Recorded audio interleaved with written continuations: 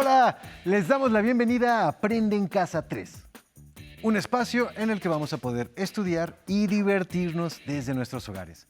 Hoy nos acompaña la maestra Cristina Villegas. Maestra, bienvenida. Hola Juan Carlos, tanto gusto, un saludo de mano en el corazón. Gusto en tenerte en esta clase de Geografía cuarto grado. Igualmente, maestra. Vamos a tener el gusto, como dice la maestra, de estar con ustedes en esta clase de Geografía de cuarto grado. Pero antes vamos con Ajo Listo para que nos dé un consejo. ¡Hola! La mejor forma de cuidarnos es lavarnos las manos frecuentemente con agua y jabón durante 20 segundos. Así te proteges tú y proteges a todas las personas que te rodean. Si sales de casa, usa cubrebocas y guarda la sana distancia. ¿Listas? ¿Listos? ¡Muy bien! ¡Vamos a ver el siguiente video! Buenas prácticas para seguir adelante. Como todos sabemos, el COVID-19 es un virus que se contagia muy fácilmente entre las personas. Por eso hay que continuar cuidándonos siguiendo las buenas prácticas que ya todos conocemos para evitar contagiarnos. Utiliza cubrebocas. No salgas de casa y si tienes que hacerlo, recuerda que es obligatorio utilizarlo. Mantén la sana distancia. Lávate las manos muy seguido con agua y jabón por lo menos durante 20 segundos. O aplica desinfectante a base de agua y alcohol. Desinfecta las superficies y los objetos que más utilizas. También las cosas que compres en la tienda o el supermercado. Sigamos luchando juntos contra este virus, cuidándonos los unos a los otros.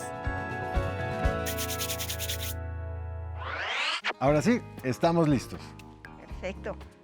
Muy bien, sabios consejos de Ajo Listo. Exacto, Muy bien. maestra. Juan Carlos, ¿comenzamos? Claro que sí. Muy bien, maestra. Pues fíjese que desde nuestra última clase he estado preguntándole a mi familia si han migrado alguna vez en su vida. ¿Y qué cree? Estoy sorprendido de que son pocos los que han nacido en el lugar donde siguen viviendo. La mayoría, pues bueno, ha migrado alguna vez en su vida, ya sea temporal o permanente, como mis papás. Ok. Esa cara de sorpresa que pusiste es la que nos deja el conocer algún detalle más que la realidad que vivimos cada uno de nosotros. Y los niños y niñas que nos acompañan desde casa han migrado alguna vez. ¿Y qué información obtuvieron al respecto de sus familiares? ¿Tú, Juan Carlos, has migrado? No, maestra, no he migrado. Aunque sí tengo muchas ganas de migrar a Australia, como Liz, nuestro ejemplo de la clase pasada. Sí, recuerdo que es tu país favorito. Maestra, ¿y a este tipo de migración cómo se le llama? ¿Te parece si justo esto que preguntas lo analizamos en la clase de hoy? Sí, me parece excelente, maestra. Como hemos visto en clases anteriores, la migración de las personas tiene diferentes causas y puede ser temporal o permanente, como lo señalamos en nuestro cuadro. Permanente o bien... O temporal. Así es. Pero también la migración se puede distinguir según el desplazamiento de las personas, si se hace dentro de un país o fuera de él. Cuando las personas migran dentro de su país, se le llama migración interna, como lo señalamos en nuestro cuadro. Cuando migran fuera de su país, se llama migración externa. Hemos colocado unas flechitas de interna y flechas de salida externa. Muy bien. Muy bien, maestra. Eso me suena como a mis papás, ¿no? Que migraron desde Guerrero, una entidad de México, inmigrando a la Ciudad de México, otra entidad del mismo país. Exactamente, Juan Carlos. Ese es un gran ejemplo. En el caso de nuestro país, no tenemos restricciones para migrar de una entidad a otra. Podemos pasar las fronteras político-administrativas sin problemas y cambiar de residencia. Wow, maestra. Si nos podemos mover libremente entre los estados de nuestro país, ¿cómo sabemos quién ha nacido en una entidad y quién no? Esta es una pregunta muy interesante, Juan Carlos. De eso se encarga la institución que realiza los censos y los conteos de población y en los cuestionarios que nos hacen preguntas sobre quiénes residían en otro municipio, entidad o país en los últimos 5 años y en cuál o cuáles. Así se lleva un conteo o se sabe de cuántas personas emigran e inmigran en una entidad y cuáles desde otro país, entre otros datos más. ¡Wow! Eso es muy interesante, maestra. Sí, lo es. Como mencionamos, la clase pasada, así las administraciones públicas pueden realizar planes y programas económicos, sociales y urbanos según lo que se requiera en cada entidad. Por ejemplo, maestra, si una población está creciendo mucho por la migración, ¿así se planean poner escuelas o centros de salud para atender a toda la gente que está llegando? Claro, entre muchas otras cosas, Juan Carlos. Ah, muy bien. Y bueno, ¿cómo podemos saber qué entidades tienen mayor número de emigrantes y cuál mayor número de inmigrantes? Podemos consultar las estadísticas oficiales de las instituciones dedicadas a eso. Además, Juan Carlos, los mapas del Atlas de México de 4º grado se basan en las estadísticas de estas instituciones. Te invito a ti, Juan Carlos, y a los niños y niñas que nos acompañan desde casa a realizar la actividad de la página 102 de nuestro libro de texto. Para ello, necesitaremos consultar nuestro atlas en las páginas 28 y 29. Ahorita aparece en pantalla la imagen de nuestro libro. Hay que tener a la mano también nuestra libreta y una pluma para hacer anotaciones. Muy bien, maestra. Pues, ya estoy listo. Primero, en el atlas vayamos al mapa de la página 28, en donde veremos emigración interna. Se está mostrando en este instante. En él se puede identificar cómo es la emigración en las 32 entidades de nuestro país. La emigración está representada en colores café, naranja y amarillo, indicando cómo se da: altamente, moderada y ligeramente expulsora. Si tienen dudas de los nombres de las entidades, pueden auxiliarse del mapa de la página 76 del Atlas de México de 4º grado para consultarlos. En este momento está apareciendo. Ahora elijan 5 entidades que presenten cada tipo de emigración y pongan especial atención de qué sucede en la entidad donde viven. ¿Qué grado de emigración tiene? Tienen 10 segundos, chicos. Vamos a apurarnos, niños y niñas que están en casa. Muy bien. Veamos entonces. Maestra, creo que ya lo tengo, ¿eh? Muy bien. Los niños y niñas que nos acompañan desde casa, ¿ya las identificaron? Bien, ahora hagamos lo mismo con el mapa de la página 29 del Atlas Inmigración Interna, que está apareciendo en este instante en las pantallas. Identifiquen sobre 5 entidades que presenten cada modo de inmigración: altamente, moderada y ligeramente receptoras. Luego, pongan especial atención de qué sucede en la entidad donde viven. ¿Qué grado de inmigración tiene? Muy bien, veamos entonces. Muy bien, maestra. Bueno, creo que ya las localicé. Ok, Juan Carlos. Los niños y niñas que nos acompañan desde casa, ¿ya las identificaron? Maestra, tengo algunas dudas. Dime, por favor, Juan Carlos. Bueno, mire, primero identifiqué al estado de Guerrero, de donde son mis papás, como entidad altamente expulsora y ligeramente receptora. Y eso concuerda con lo que ha pasado con mis papás y mi familia, que, como le comentaba al principio del día de hoy, la mayoría de la gente de edad joven y adulta ha emigrado de esta entidad. Pero tengo a la Ciudad de México, que es donde yo nací, como altamente expulsora y altamente receptora.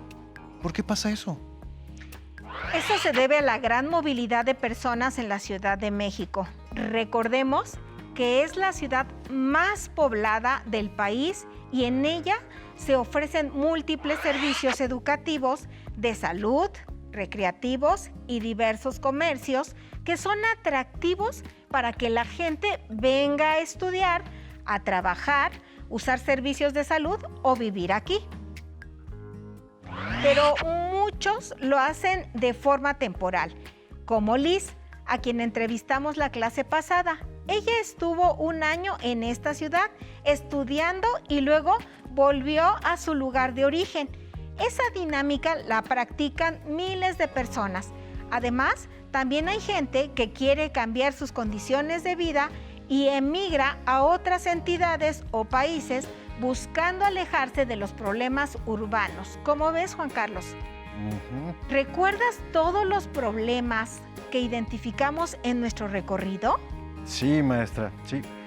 Bueno, el tráfico vehicular, la contaminación, la basura, las aglomeraciones, las casas en lugares de riesgo y bueno, muchas más. Maestra, entonces, ¿hay gente que emigra para evitar todos estos problemas? Así es, Juan Carlos. Mucha gente que ha nacido o ha vivido algunos años en la Ciudad de México y ya no quiere lidiar con este tipo de problemas, emigra a otros estados o países. Por eso es que en ambos mapas está el rango de altamente expulsora y altamente receptora. Así es, Juan Carlos. ¿Tienes alguna otra duda? Sí, maestra. Noté que varias entidades están en el rango de altamente expulsora y también de altamente receptora, como la Ciudad de México. ¿Ahí qué circunstancias influyen para que estén en los rangos de altamente expulsora y de altamente receptora, maestra? Ok, a ver, menciona 3, las que te causen más inquietud. Muy bien, maestra. Bueno, Quintana Roo, Baja California Sur y Baja California. Ok. En el caso de Quintana Roo y Baja California Sur, cada una de estas entidades tiene un gran centro turístico. Cancún y Los Cabos, que son 2 de los 8 centros turísticos más importantes y grandes de México, y ofrecen múltiples oportunidades de empleo, lo que resulta atractivo para que las personas inmigren a estas entidades y ciudades en concreto. Ay, ¿por eso están en el rango de altamente receptoras? Sí, cierto. Sin embargo, uno de los requisitos para planear estos centros turísticos fue que debían localizarse en regiones escasamente pobladas.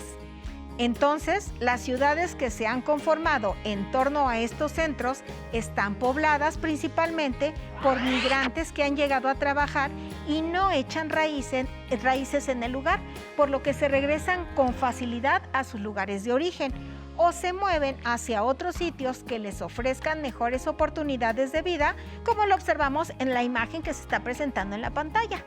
Ay, maestra. Entonces, ¿es por eso que también son entidades altamente expulsoras de población? Sí, así es, Juan Carlos. La movilidad poblacional es muy alta. En estos lugares al respecto, el libro de texto de geografía de 4º grado en la página 103 indica lo siguiente. Entre las entidades que reciben más inmigrantes están las que tienen lugares turísticos atractivos, pues ofrecen mejores oportunidades de trabajo. Léanlo en su libro, aparece ahorita en pantalla. Maestra, y eso es justamente lo que estábamos discutiendo. Además, noto que en una de las imágenes de esta página corresponde a Cabo San Lucas, en Baja California Sur, y en la presentación de la misma podemos leer lo siguiente. Dice, el turismo es una de las actividades económicas importantes para nuestro país, pues genera fuentes de ingreso para los prestadores de servicio que trabajan en este sector. Los lugares turísticos como Cabo San Lucas en Baja California Sur atraen a migrantes temporales y permanentes que van en busca de mejores condiciones de vida. Maestra, entonces, en estas entidades es la actividad turística lo que produce estas condiciones de expulsión y recepción de población, ¿cierto? Pero, ¿en Baja California? En el caso de Baja California sucede algo muy particular. Hay 3 ciudades en las que se concentra la dinámica poblacional. Una es Tijuana, Rosarito y Ensenada. Tijuana es considerada una de las ciudades más activas del mundo por el movimiento de personas que sucede en este espacio. Está en la frontera internacional entre México y Estados Unidos de Norteamérica, como lo vemos ahorita en pantalla. Más de 80,000 personas cruzan diariamente esta frontera en ambos sentidos. Los mexicanos van todos los días para trabajar o estudiar en California, Estados Unidos de Norteamérica. Los estadounidenses van a Tijuana por motivos recreativos, a hacer compras, usar servicios de salud o visitar a familiares. Pero estos tipos de movimientos de personas no son considerados como migración, debido a que las personas vuelven a sus casas en México o los Estados Unidos al terminar sus actividades. Pero existen cientos de miles de personas que llegan a Tijuana con la intención de emigrar a los Estados Unidos de Norteamérica. A este tipo de migración se le llama migración externa, como aparece en nuestro cuadro. Tú lo tienes aquí, porque se dirige fuera del país, ya que se cruza una frontera internacional para responder a las necesidades que estas personas existen. Para ello, entonces, también centros integradores que les brindan diferentes servicios mientras concretan su migración a los Estados Unidos. Wow, maestra, eso no lo conocía. Pero, ¿por qué esas personas no migran directamente a los Estados Unidos? ¿Por qué lo hacen primero a Tijuana? Porque Estados Unidos es un país que tiene múltiples restricciones. Para recibir migrantes, además de tener un pasaporte, requiere de una visa y un permiso especial, como lo señalamos también en nuestro cuadro, para poder trabajar y vivir allá, mismos que son difíciles de conseguir, Juan Carlos. Oh. Por eso, muchas personas migran de manera ilegal. Lo que hacen, cruzan las fronteras sin pasar por los puntos de revisión. Las personas muchas veces llegan a Tijuana y permanecen ahí hasta que consiguen cruzar la frontera, pero algunos otros no lo consiguen. Terminan por quedarse a vivir en esta ciudad. Wow, qué interesante, maestra. Entonces, ¿es Tijuana una ciudad altamente receptora y expulsora a causa de todos los que inmigran esperando una oportunidad de emigrar a Estados Unidos de Norteamérica? Sí, así es, Juan Carlos. Aunque recuerda que también están las ciudades de Rosarito y Ensenada, con un gran movimiento poblacional. A ellas llegan para vivir muchos estadounidenses retirados o jubilados en estas ciudades. Por este motivo, se han planeado espacios que cubren las necesidades de estas personas y algunas inmigran de forma permanente. Ah, maestra, muy bien. Entonces, es ahí donde se comprueba que es importante conocer qué tipo de migración e inmigración se da en la entidad para poder planear qué se necesita, ¿cierto? Cierto, en efecto, Juan Carlos. Conocer lo que las poblaciones requieren permite a las administraciones públicas y a empresas privadas responder a la demanda de la gente que inmigra. Ah, ahora entiendo, maestra, ahora entiendo. El caso de Baja California me queda muy claro, pero me quedan algunas dudas de la migración externa. ¿Nos puede hablar un poco más acerca de ello, maestra, por favor? Por supuesto, Juan Carlos. La migración externa es la que se realiza al cruzar una frontera internacional. Se puede hacer de manera legal, es decir, con documentos migratorios en orden, o de manera ilegal, es decir, sin estos documentos. Los países tienen diferentes requisitos para poder inmigrar a sus territorios. Algunos son muy estrictos, como el caso de los Estados Unidos, y algunos países europeos, como es España, Francia y Alemania, entre otros. Las restricciones tienen que ver con que mucha gente quiere vivir en estos territorios porque tienen condiciones económicas y calidad de vida más atractivas que las que tienen en sus lugares de origen. Entonces, Para evitar la llegada desmedida de personas a estos países, los gobiernos implementan controles estrictos de quienes pueden ingresar para estudiar, trabajar y vivir ahí. Oh, maestra, ¿y qué pasa si alguien migra de forma ilegal y las autoridades se dan cuenta? Muy bien. En general, lo que sucede es que los deportan, es decir, los expulsan de ese territorio.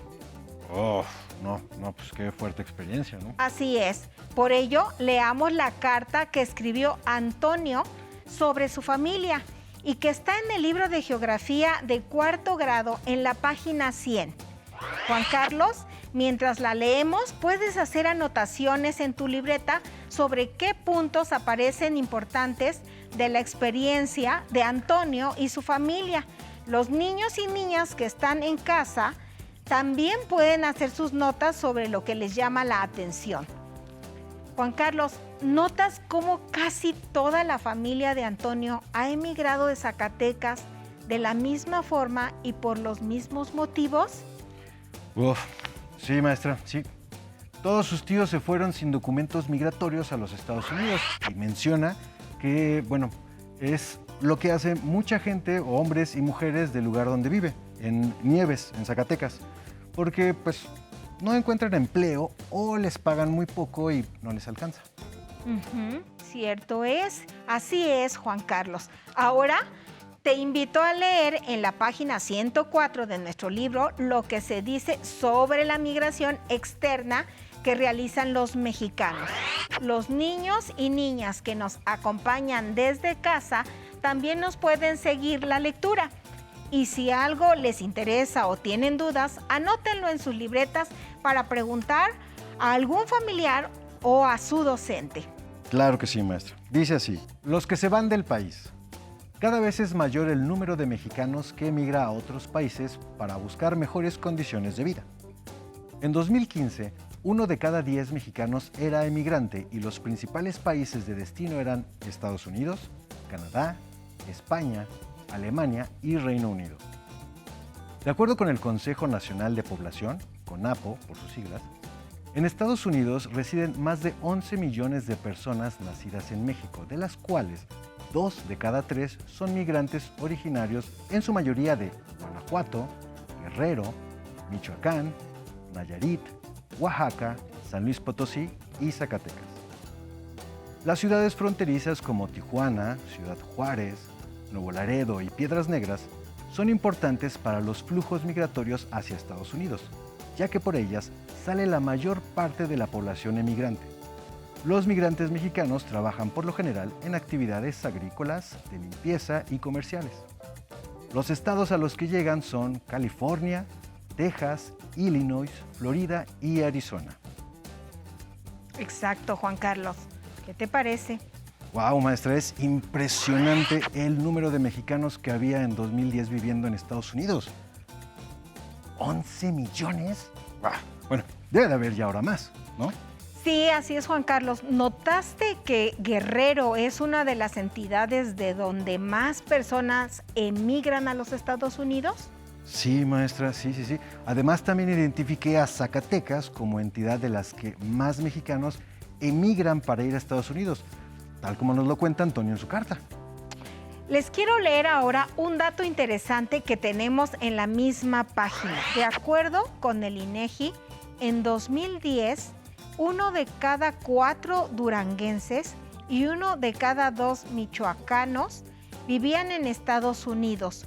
Para ese mismo año, había más zacatecanos viviendo en Estados Unidos que en Zacatecas. No lo puedo creer, maestra. Lo que más me impresionó fue que más zacatecanos vivieran en Estados Unidos que en Zacatecas en 2010. ¡Wow! Eso evidencia una gran emigración de esa entidad hacia el país vecino. Maestra, entonces, ¿todos los mexicanos que emigran a los Estados Unidos lo hacen de manera ilegal?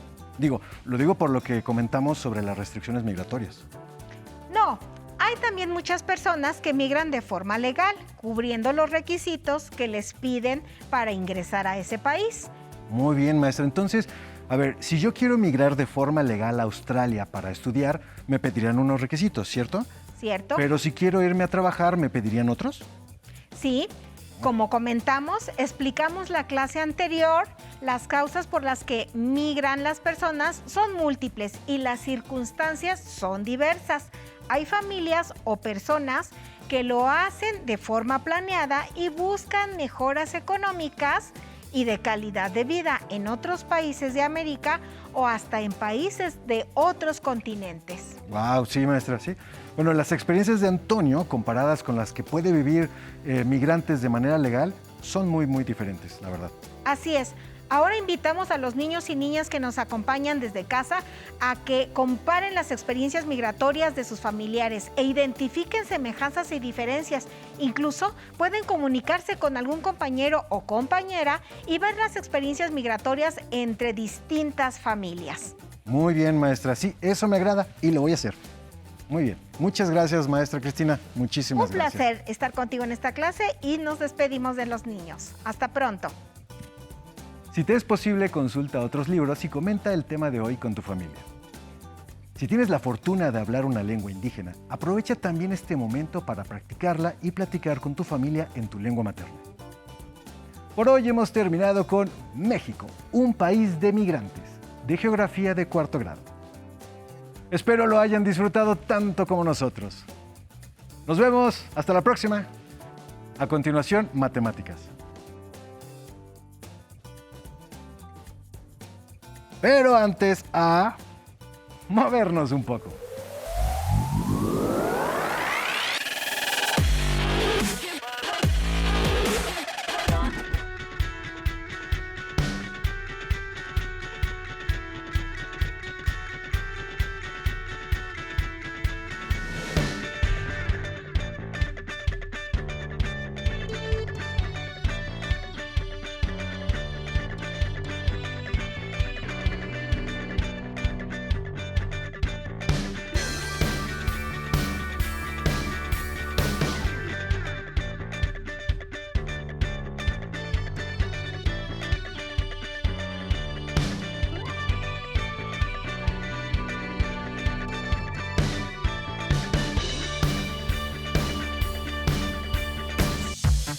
Si no tienes el libro de texto o necesitas ayuda para responder las preguntas, contáctanos.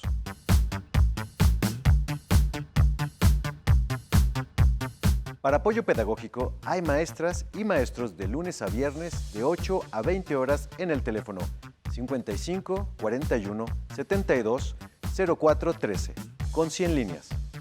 También puedes encontrar los libros de texto en la página conalitech.sep.gov.mx. Si quieres volver a ver los programas de Aprende en Casa, los puedes encontrar en la siguiente liga: aprendeencasa.sep.gov.mx. Cuando era pequeña, creía que las estrellas serían mi pasión y pasaba horas viendo al espacio y todo lo que aún había por descubrir.